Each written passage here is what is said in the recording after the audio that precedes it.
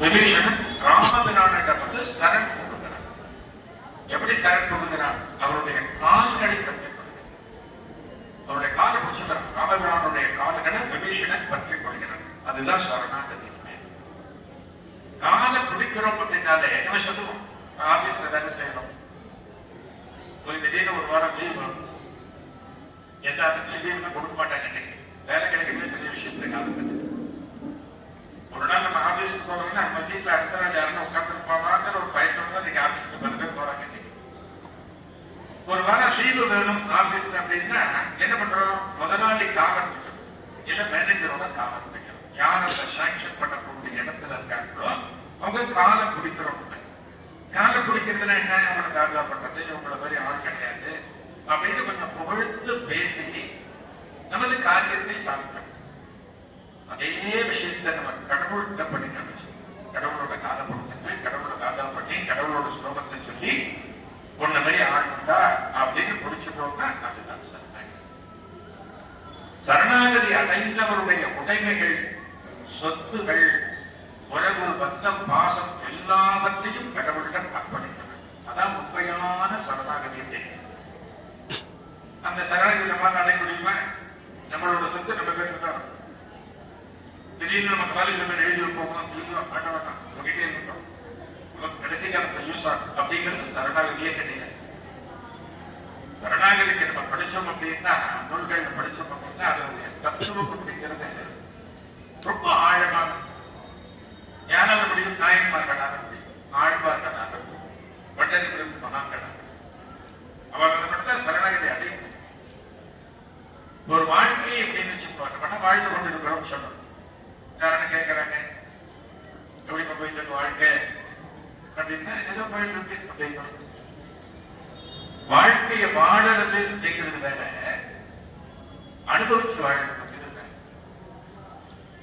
நம்ம யாருமே வாழ்க்கைய அனுபவிச்சு வாழக்கூடிய ஆட்கள் அப்படிங்கிறது ரொம்ப ரொம்ப கம்மியான பர்சன்ட். அனுபவிச்சு வாழ்றதுன்னு ஒரு வாழ்க்கை இருக்கு. ஏனோ தானோன்னு வாழ்றது.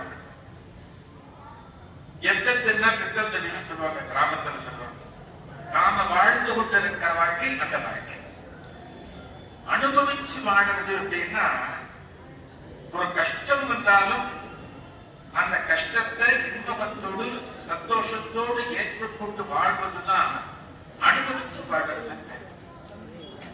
ஆனா நமக்கு ஒரு கஷ்டம் வருதுன்னு வச்சுக்கோம், ஒரு கஷ்டம் வருது, வரக்கூடாது, யாருக்குமே வரக்கூடாது, ஒரு கஷ்டம் வருது அப்படின்னா உடனே நம்ம சரி பரவாயில்ல, இந்த கஷ்டம் நமக்கு வந்தாச்சு, இந்த கஷ்டத்துக்கு ஏற்றுப்போம் அப்படிங்கிற பக்குவம் நம்ம எத்தனை பேருக்கு இருக்கு? ரொம்ப கம்மியானதுக்கு தான் அந்த பக்குவம். எப்ப நம்ம அனுபவிச்சு வாழ ஆரம்பிக்கிறோமோ, சுகம் துக்கம் எதுவாக இருந்தாலும் ஒரே தராசு தட்டில வச்சு நம்ம வாழ ஆரம்பிக்கிறோம் அப்படின்னா கிட்டத்தட்ட அது சரணாகதியை நிறுத்துவது போல அப்படின்னு அந்த வாழ்க்கையில அனுபவிச்சு கோவிலுக்கு கொண்டு போனா ஒரு அரை மணி நேரம் கலைக்கு வந்திருக்க ஆனந்தம். வெளி விஷயத்தை எதையுமே நினைக்க போதும், பகவானை பத்தி நினைக்கணும், பகவானோட நாமாவை சொல்லணும். இத்தனை பேர் கேட்க கோவிலுக்கு வந்திருக்காங்க, பகவான் எல்லாருக்கும் நல்லது பண்ணணும் அப்படின்னு நினைக்கணும். ஒரு அரை மணி நேரம் கோவில்ல இருக்கிற போது பகவானை பற்றி நினைக்கணும். அதே சமயம் முடிஞ்சு வெளியில போறோம், ஹோட்டலுக்கு போறோம், சாப்பிடறோம்னா சாப்பாட்டை மட்டும்தான் நினைக்கணும். எது செய்தாலும் அனுபவித்து வாழ ஆரம்பித்தோம் என்றால் அதுதான் சரணாகதிக்கான கல்வி. சாண்டோ சின்னப்பா தேவன் சினிமாவில் இந்த காலத்துல சாண்டோ சின்னப்பா தேவன் அவர் பாத்தீங்கன்னா முருகன் இல்லை, முருகன் பக்தர், பெரிய முருக பக்தர். அவர் பாத்தீங்கன்னா வேஷ்டி கட்டிட்டு இருப்பார், ஒரு குண்டை இடுப்படை கட்டிட்டு இருப்பார், உடம்பு முழுக்க சந்தனம் போட்டு இருப்பார், சந்தனத்துல விபூதி மாதிரி போட்டு இருப்பார், உடம்பு முழுக்க சந்தனம் பூசிட்டு இருப்பார். எவ்வளவு பெரிய ஆசாமியை பார்க்க போனாலும், ஒரு ஸ்டார் ஹோட்டலுக்கு போனாலும் அவர் வேஷ்டி துண்டு அப்படிதான் போவார், அந்த காஸ்டியூம்ல தான் போவார். ஒரு ஸ்டார் ஹோட்டல் போற மாதிரி பேட்டை போட்டுப்போம், அதெல்லாம் கிடையாது, அப்படிதான் போவார். ஆரம்ப நாட்கள் ரொம்ப கஷ்டப்பட்டார், ரொம்ப கஷ்டப்பட்டார். அவருக்கு ஒரு பயில்வான், குஸ்தி பயில்வான், குஸ்தி கத்துக் கொடுப்பார். பயணத்தோட எல்லாருக்கும் குஸ்தி கத்துக் கொடுப்பார். அது கத்துக் கொடுக்கறதுக்கு ஒரு பீஸ், ஒரு நாமினல் பீஸ் வாங்குவார். அதுதான் அவருடைய ஆரம்ப காலத்துல அவருடைய ஜீவாதாரம் நல்லா இருக்கு. ஆனா முருகனை சரணாகதி இருக்கு. முருகா எல்லாமே நீதான், எனக்கு எதுவா இருந்தாலும் நீதான் பார்க்கணும் அப்படின்னு மருதமலை முருகன் கிட்ட டோட்டலா சரண்டர் ஆகி அப்படி சரண்டர் ஆகி வாழ்ந்து கொண்டிருக்கிற போது ஒரு நாளைக்கு ஒரு ஹோட்டல்ல பிரேக்பாஸ்ட் ஒரு டிமாண்ட் சாப்பிட்டு போனோம். அப்ப வந்து இட்லி வந்து 10 காசு, ஒரு இட்லி வந்து 10 காசு. அப்படின்னா எங்க பீரியட் வரும் 1960 அது பின்னாடி இருக்கும். அந்த ஹோட்டல்ல இட்லி சாப்பிடுறேன் 10 காசு.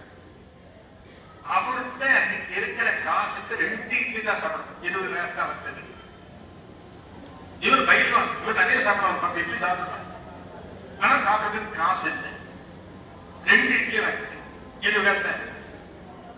அந்த முதல் இட்லி ஒதுக்க ஆரம்பிக்கும் சாம்பார் திரும்ப இன்னொரு கப்பு வாங்கிட்டு சாப்பாடு ஊற்றி கொஞ்சம் நேரத்தில் இன்னொரு கப்பு சாப்பாடு, இன்னொரு கப்பு சாப்பாடு. அந்த 2 இட்லி பார்த்தோம்னா கிட்டத்தட்ட 1 பக்கெட் சாம்பார் ஊற்றி. ஏன்னா பயிர் அடங்கணும் இல்லையா, பசி அடங்கணும் இல்லையா. அதாவது இட்லிக்காக சாம்பார்ன்றது போய் சாம்பாருக்காக இட்லி அப்படியே 2 இட்லி சாப்பிட்ட வெளியில வர நல்ல திருப்தியோட வெளியில வர. வெளியில வந்த உடனே அவருக்கு கடன் கொடுத்த ஒரு ஆசான், அவர் எல்லாம் கடன் வாங்கியிருக்காரு, யாரையும் வாங்கியிருக்காரு. அந்த ஆசாமி வெளியில வந்துட்டு இவர் என்னைக்கு பிடிக்குமா எப்ப பிடிக்கலாம் நம்ம காப்பு வச்சு பார்த்துட்டு கரெக்டா சாப்பிட்டு ஹோட்டல் விட்டு வெளில வந்தாலும் மாட்டிருக்காரு. அவர்கிட்ட மாட்டிருக்காரு. என்னத்தான் கிருஷ்ணன் தெரிஞ்சாலும் வைப்பாண்டாக இருந்தாலும் கடன் கொடுத்துட்டு வாங்கினோம்னா அவன்கிட்ட படிச்சுதான் போகணும். அவங்ககிட்ட போய் நம்மளோட இதெல்லாம் காட்ட முடியாது, காட்ட முடியாது. அவனை பார்த்தோன்னு பயந்து அவன் இவரோட துண்டை பிடிக்கிறான், கழுத்த துண்டு போட்டிருக்க. அந்த துண்டை பிடிக்கிற கடன் எங்க எனக்கு கொடுக்க வேண்டிய பணம் 10 ரூபாய், 10 ரூபாய் எங்க எனக்கு கொடுக்க வேண்டிய கடன் எவ்வளவு நாளா நான் கேட்டுட்டே இருக்கேன், கொடுக்க மாட்டேங்கிறேன், என்ன சொல்லு அப்படின்னு நான் சுத்தி இருக்கிறவங்க எல்லாம் பாக்குறேன், வேடிக்கைப்பட்டேன். பிரதான இடம் சாண்டோஸ் வெளியில பாக்குறாங்க, எல்லாரும் என்ன பாக்குறாங்க, ரொம்ப கஷ்டமா இருக்கு, என்னை விட்டு கொடுத்த எடுத்து கையை தட்டி அவர் நினைச்சா ஒரு இடத்துல தள்ளி விடலாம், ஆனா தள்ளி விட முடியாது. சொன்ன உடனே நீ எப்ப தருவேன்னு சொல்லு அப்படி 2 நாட்கள் கொடுத்தோம், 2 நாள் நான் கஷ்டப்பட்டு ஒரு 10 ரூபாய் கொடுத்தோம் அப்படிங்க. அவன் 2 நாள்ல பணம் வரலன்னா நடக்கிறது சொல்லிட்டு அடுத்த வினாடி அவருடைய கோபம் யார் மேல வருதுன்னா மருதமலை முருகன். கடவுள் தானே நம்மளோட ஒவ்வொரு இயக்கத்தை